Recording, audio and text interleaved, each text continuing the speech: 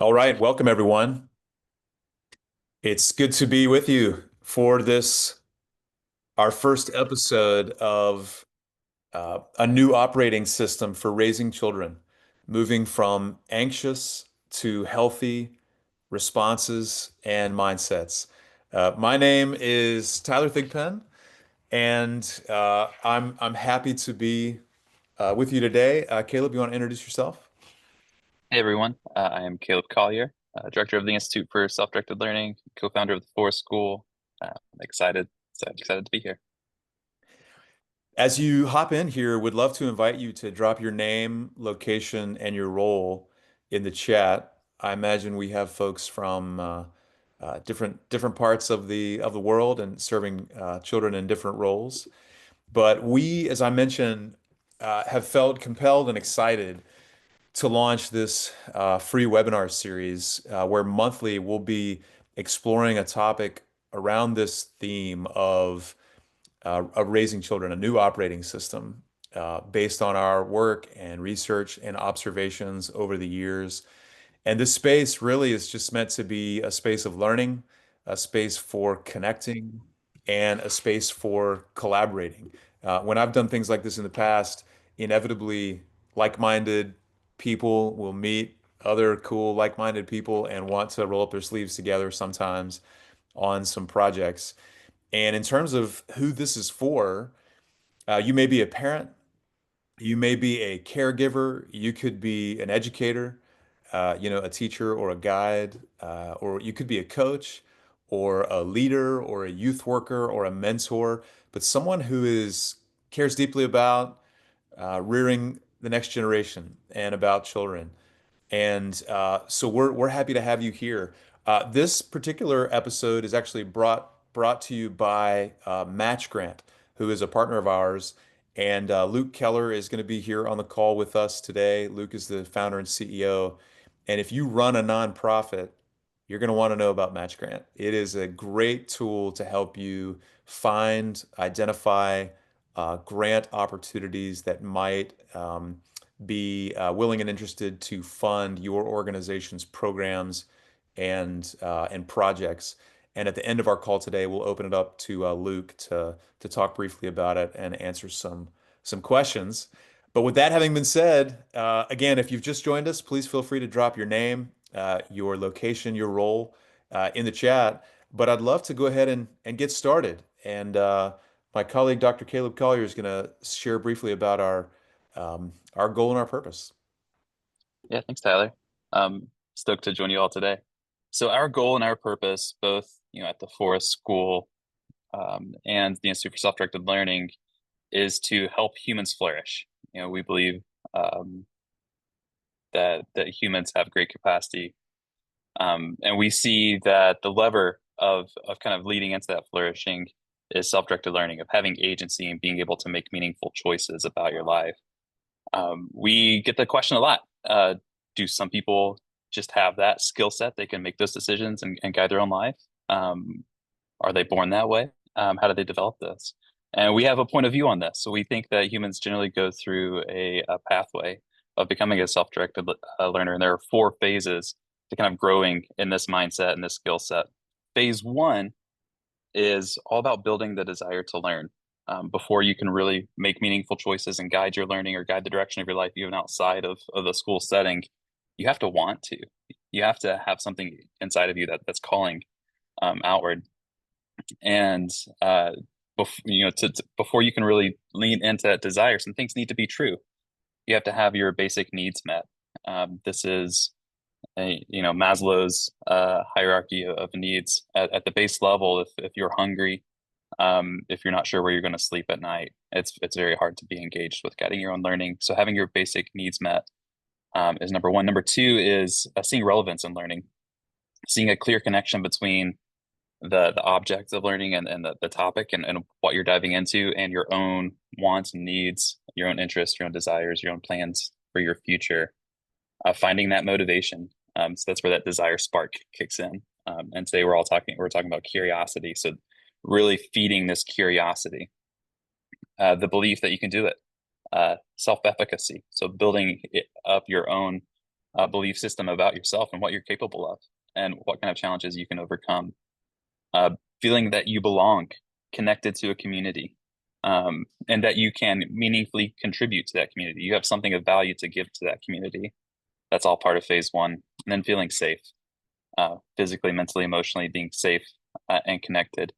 So all of this is foundation groundwork. It's really hard to um, for self-directed learning to take root if all of this isn't in place. And it's a lot. Like there's a lot on here. And it's not just schools that are on the hook. This is parents, caregivers, wraparound services, mental health professionals. Um, this is kind of like this is the village. Kind of helping raise up curious kids. So once that's there, once that spark is there, we move on to phase two, and it's becoming resourceful. So this is mindsets and habits. This is, your belief system about yourself and making hard choices, choosing to do the hard thing instead of the easy thing, building into your schedule, the things you need to do to help you towards a goal that you're curious about, building up the muscle memory of self-directed learning. And so, for like an example, if I wanted to learn how to play guitar, phase one is like that desire. Like I want to do this thing. Phase two is I start making some choices. I start saying, okay, and you need to like buy a guitar. I need to carve time into my schedule to practice. I need to choose and find those resources that are going to help me. I become a resourceful person and find the YouTube videos, the human teacher, um, the the books of notes and chords, and I start practicing. Phase three is that, right? So phase three is when I start, and I take initiative. So I actually start practicing. I start making the time for it in my schedule. I identify tasks to complete and problems to solve. I start making plans um, and setting goals on what I'm doing, and then I also build the skill of evaluating my progress. So I make goals, I make plans, but then I can test my progress against those goals and plans by seeing how I'm doing. If I'm learning guitar and I'm practicing uh, these scales first, I can weigh how I'm doing, whether I need to make more time, practice harder, learn something different, um, get a different teacher, a different curriculum, a different scenario. So the initiative piece here is both getting started and then the learning science of adapting as I push through and evaluate my plans. And then phase four is like the superhero mode of the advanced player mode of being a self-directed learner. Even when it's hard, even when it's challenging, even when I feel like giving up, I don't. I find a way to push through those challenges and see those challenges as learning opportunities. So I can see something all the way through to completion and persevere even when it's a struggle. And I have a mindset around failure, failing forward, failure as a teacher, and I welcome the challenge because I feel what it's like to break through and feel worth it. So we really see those four phases, desire, resourcefulness, initiative, and persistence as being a pathway that we all go through. We're all invited to go through at some point to become more agentic in anything. And that can be in school, out of school. It varies by topic. Um, but that's our framework that all humans can do this.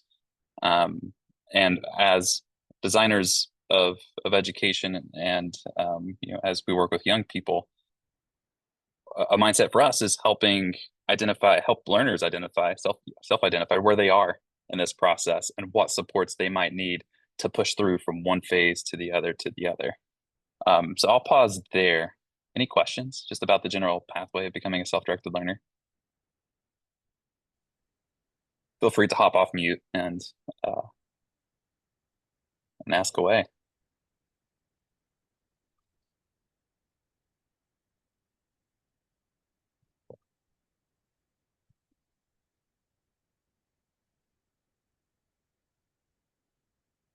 Cool. If no questions now, feel free to drop them in the chat as we continue the webinar. And Tyler, I'll hand it off to you for the next leg. Thanks, Caleb, for framing our goal and purpose ultimately of what we are trying to do. And there is, though, a problem that gets in the way of this pathway. of guiding children to become self-directed learners. And I will confess that this problem is fairly old and fairly personal for me. I've been working professionally in whether it's a school or a youth development organization or a social institution that serves children since the year 2000. And I've served different roles, including a teacher, substitute teacher, a minister, a school founder, um, and a father. I have four children that are now 20, 18, 14, and 12. And I just want to confess that you see a picture there on the left.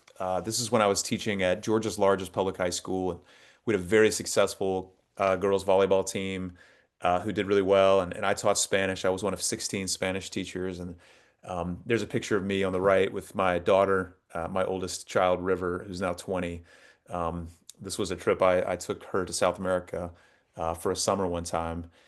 But I confess that when I started teaching and mentoring young people, a lot of it was motivated for me out of fear and out of anxiety. The fear was rooted in failing at my job. I was afraid of not, you know, helping kids learn enough and that I would get fired.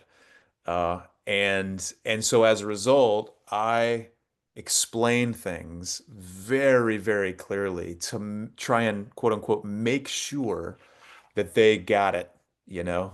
I mean, I needed to make sure that they got it, everybody. So it was heavy. And then I also operated out of a little bit of anxiety. I learned in working with young people that when young people have an aha moment and they learn something, it's beautiful. It's special. And it made me feel deep meaning inside of me. And at that stage in my life, if I'm honest, I found something that wasn't just purpose, it was sort of an affirmation. I discovered it was almost like a dopamine hit of like, wow, this young person has learned something because of me, and it sort of affirmed my own existence as a human, as a man in this world. And so it made me feel better about myself, to be honest with you. Um, and so I was doing it for some sort of self-serving reasons. And the older I've gotten, the more healing I've explored, and the more I've grown, I think in grounded ways, the more I've been able to really pinpoint some of this fear and this anxiety. But I've also been able to see how some of my actions um, unintentionally and unnecessarily hurt young people, including my own children, in ways that I never ever intended. And I've sort of been on my own journey of moving away from anxious mindsets and responses to more healthy ones. Some of the go-to routines that I had as a caring parent or a caring caregiver or a caring educator, fixing. And do any of these sound familiar, by the way? Micromanaging, speaking on behalf of or speaking for children.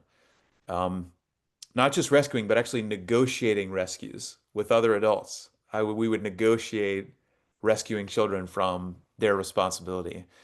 Surveillance instead of trust, overscheduling classrooms or overscheduling life in general. When setback would come, panicking, and not being grounded and regulated in that moment. Comparing young people to others and to peers, enforcing rigid timelines instead of appreciating, more like a garden kind of growth, enforcing rigid timelines, shielding from healthy risk, preaching instead of modeling, sort of hypocritically, and then blaming others or blaming organizations rather than holding effort accountable. And you may have others routines that you are aware of or have seen, or if we're vulnerable, have done. But for this webinar series, our theory of change is that more or less this, and we welcome your feedback. If caring adults replace anxious control with shared healthy mindsets and simple routines, then children, learners, will own goals. They'll persist through struggle and ultimately flourish because homes, classrooms, and teams align around agency. I italicized the word align because in this work, Caleb and I and our team have seen how powerful it is when all of the caring adults that surround a child, surround a young person, are aligned in their healthy expectations of young people and what they are capable of. You know, we believe at our organization every child is a genius who can change the world.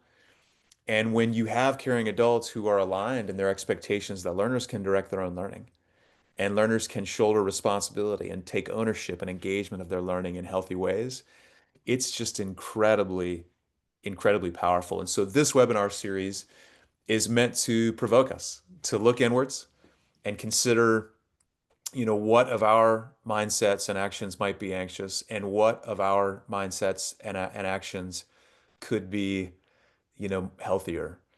Um, and so thank you for being on this journey with us. And so the invitation for you today and for future webinars will be to participate.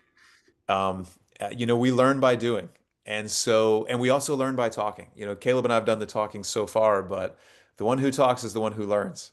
And so I want you to just for a minute imagine a child whose name is Rose. Let's say that Rose is a child that you care about, and Rose is working on a project, creating a short film with a teammate. As happens in life, while working on this project, tensions rise. And Rose says that her partner won't listen to my ideas, while the partner claims Rose isn't doing any of the work. And you receive an email letting you know that Rose's teacher, guide, or mentor will be facilitating a conflict resolution. What do you do? So, what I'd love to do is open up some breakout rooms. And in these breakout rooms, invite you to introduce yourself. Who are you? Where are you coming from? Why are you here? Briefly. And then what would you do? If you were Rose's caregiver or mentor or parent, how would you respond to this scenario? Any questions about the prompt? Okay. I'm going to open up breakout rooms. Enjoy your time with one another.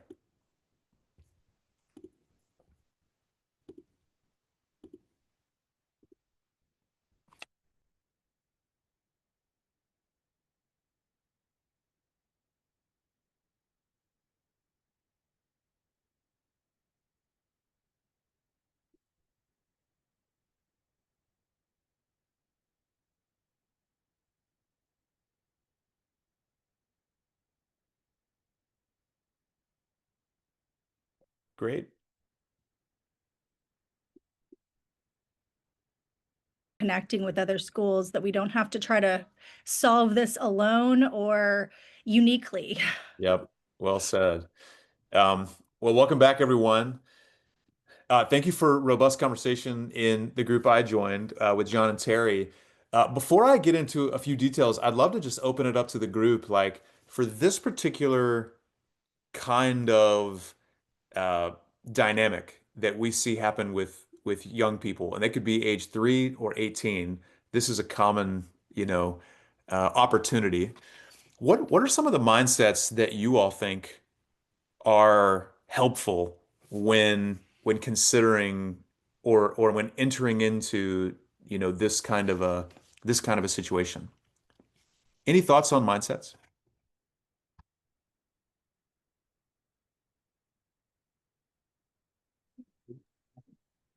I definitely came in as the parent where our group was more of on the teacher side of it. So it was really cool. But mine was really integrity, you know, knowing that you have to do your work, right? Um, and practice being the smartest one in the room and listen. I mean, and our challenge is normally being the only girl in the group, right? Hmm. That challenge. So having a mindset of integrity. Hmm. when approaching this. Any other mindsets that y'all feel might be helpful to address this kind of a situation? I have probably a very different mindset than most. Um, and I noticed you were in our group, so and I've been to your school, Tyler, and it's amazing.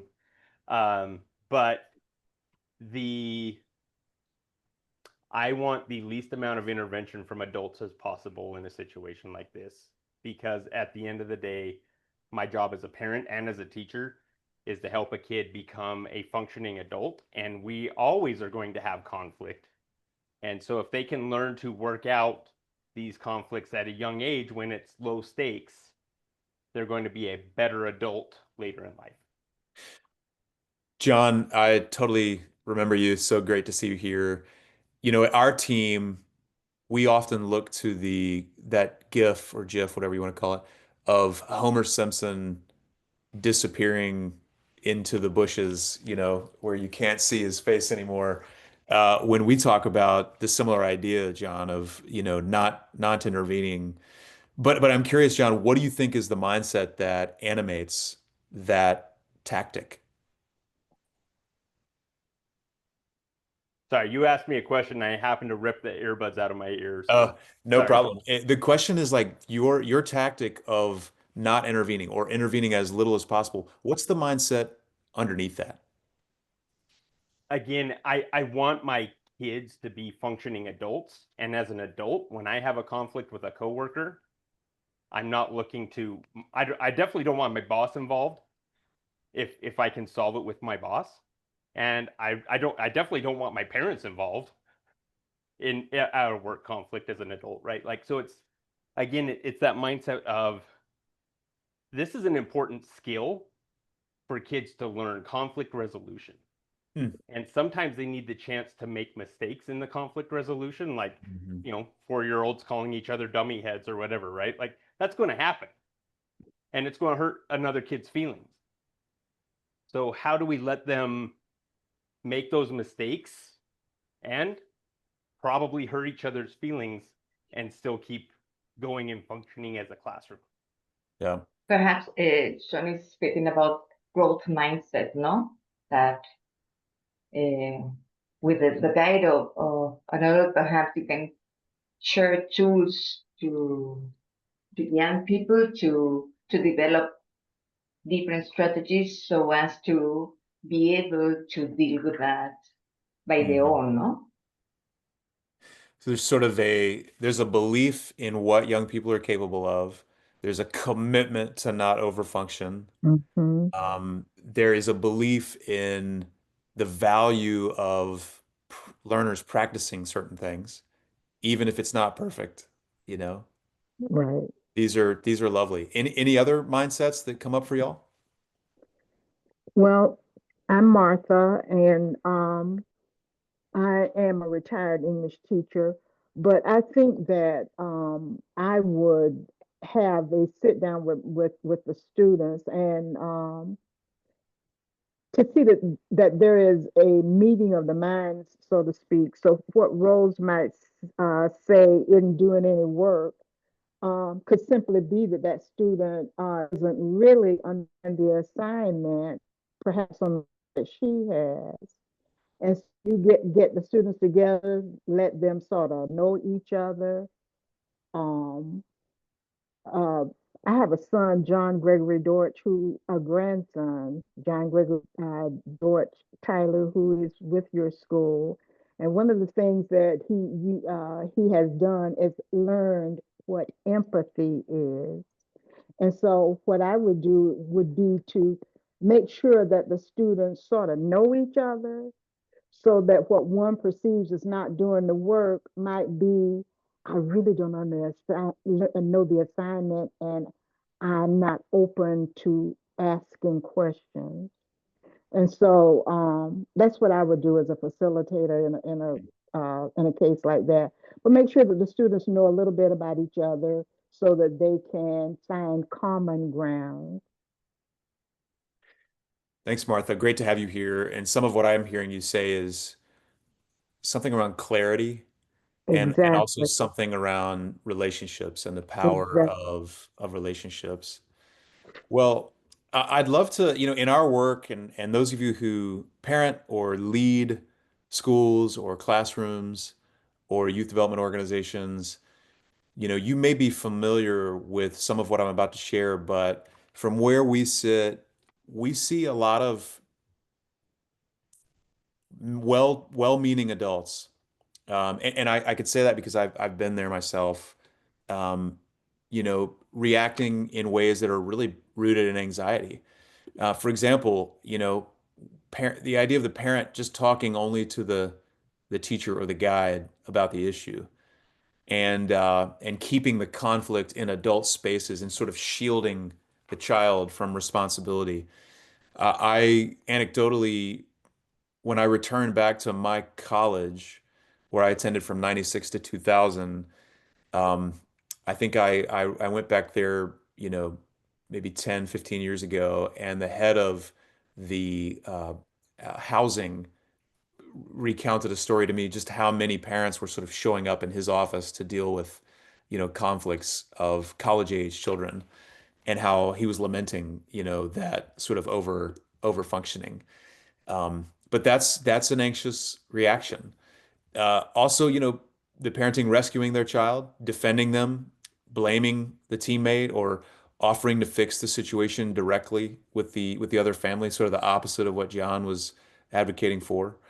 Another anxious reaction that's common is, really parents assuming that they know and understand the whole story, and then turning around and lecturing, the teacher or the guide or their child about the situation, like what everybody should have done, you know. Um, and in reality, because we're human, those anxious reactions are logical, actually. Like it's not that we are, not smart. We're smart. We're very capable as humans. We're doing those anxious things for a reason. It could be that we want to protect our child from discomfort and fear. We fear the conflict reflects poorly on us or reflects poorly on them. That's very real. We might worry that the conflict means that we're falling behind, they're falling behind on learning or teamwork skills, and we think we need to intervene in order to make it right and get them back on the right track. Or we assume that we have all the information and that solving the problem ourselves will be faster or easier, than letting children work through it. But if we do lean into these anxious reactions, these anxious strategies, it has an impact, unfortunately. It has an impact on the children that we love, and that impact can be the following. The child misses the chance to learn conflict resolution skills, and they overly rely on adults to solve problems for them. The child may feel powerless, misunderstood, or defensive, and ultimately less likely to reflect on their role or to repair relationships. Or the conflict may repeat because, the root issues of communication, collaboration really aren't addressed by adult fixes alone. Um, and so trust will start to erode between that family and the organization. So there is an impact. But what's actually true, and again, those of you who work with children or those of you who work with caregivers, educators, parents who work with children, I find myself in an environment regularly where I'm encouraging adults about what's actually true. I'm encouraging parents and caregivers about what's actually true, such as, and Terry said this uh, in our group, but conflict is normal, and it's actually a valuable part of creative teamwork, especially in projects where ideas and roles overlap. I mean, you sort of want, creative conflict in some ways. Um, and to figure out roles and figure it all out together. Also, teachers, guides, mentors, coaches, they're trained to help learners resolve conflict and turn disagreements into growth opportunities. And sometimes we just lose sight of, the capacity of these caring adults, in these organizations. And lastly, when children are included and supported and empowered, they can learn. They're capable. They can learn to articulate their perspective, listen to others, co-create solutions.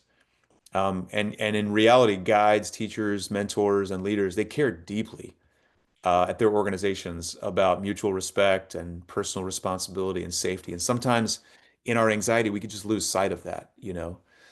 So some healthier responses for our consideration, is affirming Rose's ability to participate in the resolution. Um, I know you can share your side and listen well, even if it's hard. Affirmation is one of the core needs that young people need to get met on a consistent basis in order to grow and develop in healthy ways. And so this is a healthy response to affirm their ability, to be able to do this. A second healthy response is, asking questions. It's getting curious, rather than lecturing.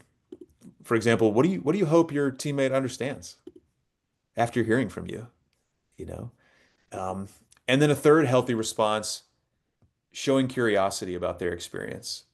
And this, I mean, asking questions is it's easier than trying to find the right answer sometimes, because you can just follow curiosity. An example, which part of the project do you feel proud of so far? Instead of assuming motives or outcomes, and lead with curiosity and collaboration when calling the school or the team or the coach or the mentoring organization.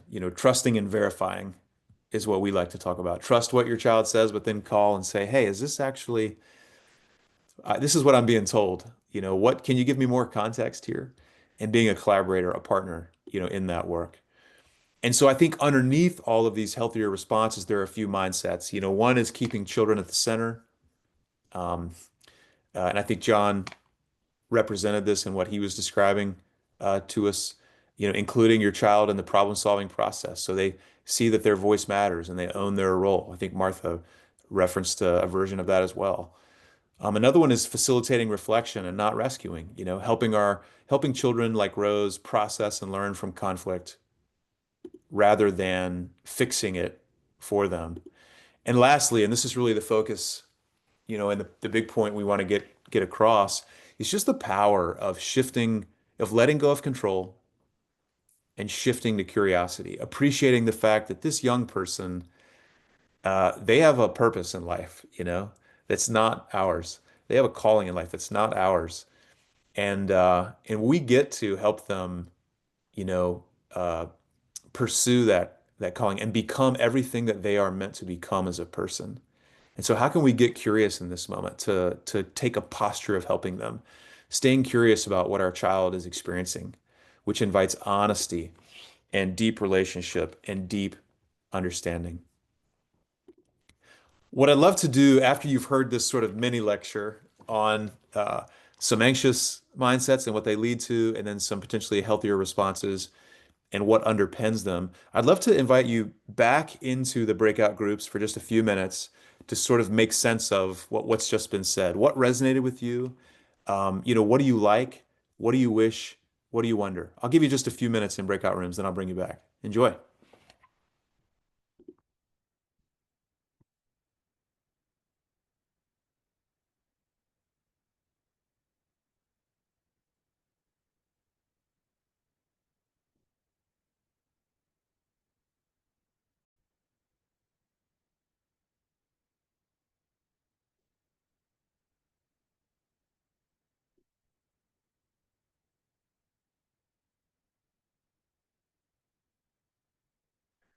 Welcome back, y'all. For those of you who work closely with adults, um, I have dropped into the chat just a sort of summary of that scenario that we just kind of talked through, if that could be a useful tool when talking about considering different mindsets. But did any questions or themes come up from your group that you want to surface here?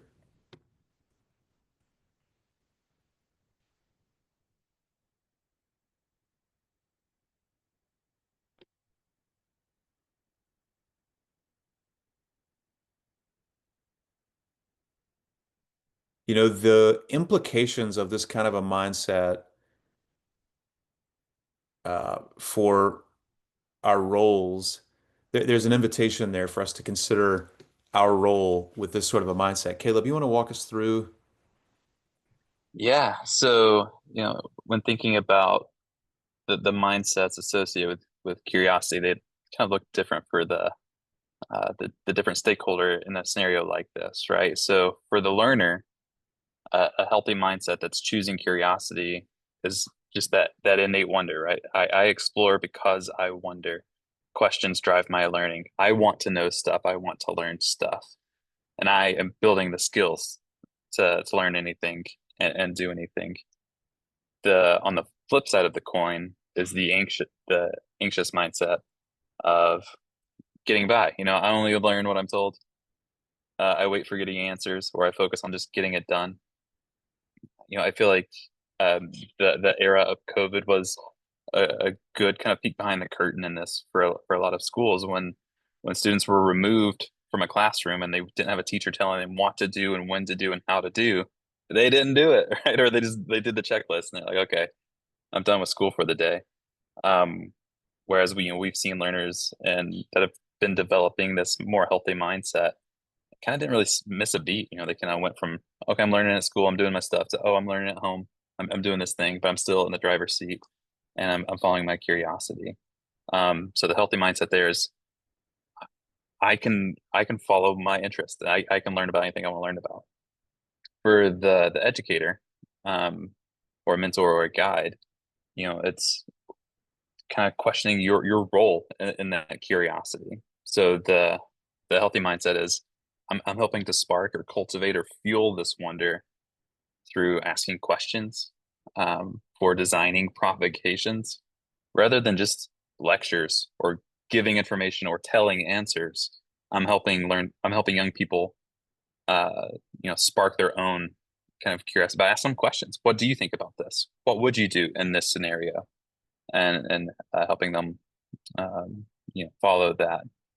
The flip side of that, the anxious mindset would be over explaining to prevent confusion, right? We want clarity is not a bad thing. But the anxious mindset is I have to over explain so that there is no wondering involved. There is no questioning involved. It's all cut and dry. Here's what you need to know. I prioritize covering material over discovery because as an educator, I might be held accountable over the material I cover, getting through my pacing guide in a year. That's what I'm measured against more so than am I sparking curiosity in my kids. For us parents, it's the healthy mindset is, how can I model this at home? How can I ask questions? I wonder why. Um, Showing that not knowing is okay. Um, I have a 5-year-old right now, and man, he's just full of questions. He's full of so many questions, and there's probably 5 or 6 times a day where he'll just ask me something like, "Buddy, I don't know," and his response is, "What can you ask Siri?" Let's ask Siri what the answer is. So he knows I don't know a lot, and that there are resources around that we can explore. Um, so the anxious fallback mindset for parents is giving answers. It's easier to provide answers. There's discomfort in the not knowing or the questioning or the wondering. So it's easier just to say, here's what it is. And assuming that I might know what matters most in that whole process.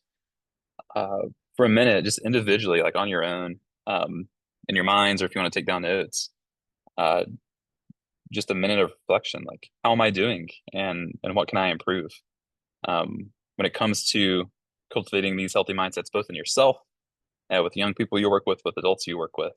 Just give you a few minutes on the clock to internally reflect on this.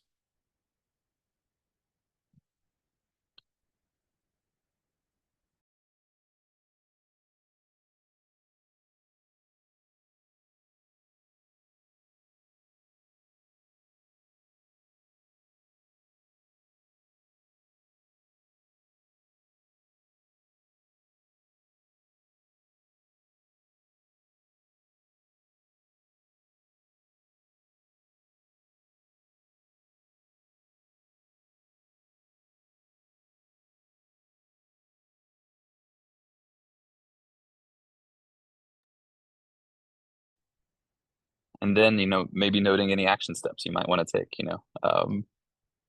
what books you might want to read, what do you want to explore. The through theme here, I'm I love geeking out about philosophy. I tell everyone that having a PhD means I can talk about philosophy anytime. Uh, and I have to get away with it because I'm a doctor of philosophy. So Aristotle, when he was writing the Metaphysics, which is maybe one of the more important works on just like what it means to be a human, and to exist. The first line, the first sentence of the Metaphysics, which is his first principle, is that all men by nature desire to know. That's how where he's starting his argument is like curiosity is like the beginning point. We all are like we come in with it. Like we want to make meaning of the world, we want to understand, we want to know. It's not something you have to build into anyone, right? We all have it. But somehow in education we've had this shift of we have to force kids to want to know stuff. We have to force kids to want to learn. Um, so my invitation is how can we make room for curiosity? It's there, right? We're all curious. How can we like help unencumber it from all the expectations of all the other stuff? So I think Aristotle would have some wisdom there. Before I hand it over to Luke, I want to give you just a few snapshots of the future of ways you can stay connected with our work. We're having our next webinar in this series, so we're kind of walking through these mindsets. And so our next topic will be trust with accountability. That'll be about a month from now, same time frame, kind of during this lunch hour in Eastern time zone. Tyler and I will be here again, and we'll talk through that. Signing up to this, we have your email, so we'll send out a reminder so you can register for that as well. We have a story arts webinar coming up, so that our institute also has a English language arts curriculum that we designed with a wide collaborative of storytelling industries, including Trilith Studios and Alliance Theater. We're having a webinar December 3rd. That'll be 4 to 5 p.m. Eastern. I just dropped a sign up link in the chat. We have folks who are going to talk about joining an upcoming cohort, and it's just informational about what story arts is. So if you're in the education space or you're interested, in kind of English language arts curriculum, storytelling at a broader sense, that's a good time to just engage with that side of our work. And then we have some upcoming in-person educator workshops at our school. One in January on Montessori, where we're going to kind of dive in to our early childhood approach to education. One on broader learning design in March, and one on authentic assessments, how as educators and designers of education, we can design high quality, authentic assessments for young people.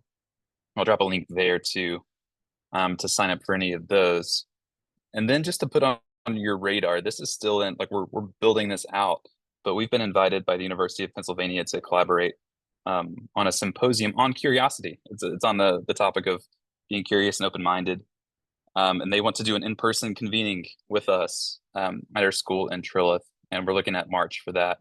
But if you want to stay connected to any of that work, or you're curious to know more, feel free to reach out to me. My email's there.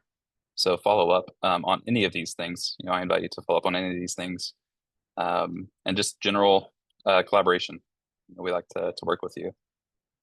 With that said, Luke, I'm going to hand it over to you in our final few minutes just to talk about Match Grant. For those of you in the nonprofit space, this is a great resource. Thanks, Caleb. Yeah, super grateful for you and Tyler letting me be a fly on the wall for this conversation. It was a very interesting conversation in our breakout group. I'm learning quite a bit because I have 2 young kids, and I was literally texting with my wife just before this about our first real year of school next year for kindergarten. So this is interesting conversation. I love it. Yeah, as Caleb said and as Tyler said, my name's Luke Keller. I apologize, I'm off camera. My internet went out of my office, and I was hoping to make it to my home before this started. So did not make it, but that's all right. As Caleb said, I'm the founder of Match Grant, and we built Match Grant to help organizations just like y'all's be able to, frankly, be able to thrive in a very complex world of funding. We are founders of nonprofits ourselves, And after battling and trying to figure out how to resource ourselves, find the right grants for our organization, manage those grants, and really just having a really tough time of being able to find the right resources, we decided to build one ourselves, which is where Match Grant was birthed. And so we built it in partnership with about 50 nonprofits. About, I'd say 5 or 10 of those were actually private schools, um, mostly private schools as well as PTAs. And so it's definitely a focus of ours, and we're just thrilled about our partnership with Caleb and Tyler, and so we offer a free trial for anyone that is interested. The basic idea is we leverage AI to find you relevant grant opportunities, open grant opportunities that are specifically tailored to the work you're doing, and then give you all the resources and the tools to then help you manage those grant opportunities. Because finding them is very tough, but managing them and then thinking about those in the future and year over year is also very tough, and there's a lack of resources for that. So if you're interested, I'd be happy to give you a demo. I can be available at your earliest convenience. My email is right there, luke@matchgrant.co. And yeah, just really grateful to be a fly on the wall again, and I appreciate the invite, guys. Um, it is a game changer. I just dropped in the chat, y'all. It didn't take too long, and we were able to identify multiple opportunities for grants connected to the work that we're doing at our schools and our institute. But again, just want to thank you all for making the time to be here with us. And just to conclude on a provocation, the longer that Caleb and I have been doing this work, the more powerful we've come to appreciate appreciate how powerful mindsets in this work are, mindsets and beliefs. And people in our spheres can learn the tactics, they can learn the strategies, but if they don't have the mindsets, it's probably going to be short-lived and short-term. And so that's why we're starting with the mindsets. We hope you'll join us for our next one, which is about trust with accountability. And we will talk about the full spectrum of what it looks like to have trust with no accountability, and then what it looks like to have way too much accountability, and how to walk that fine line. Feel free to share it with colleagues or family or friends, and enjoy the rest of your day and enjoy your weekend.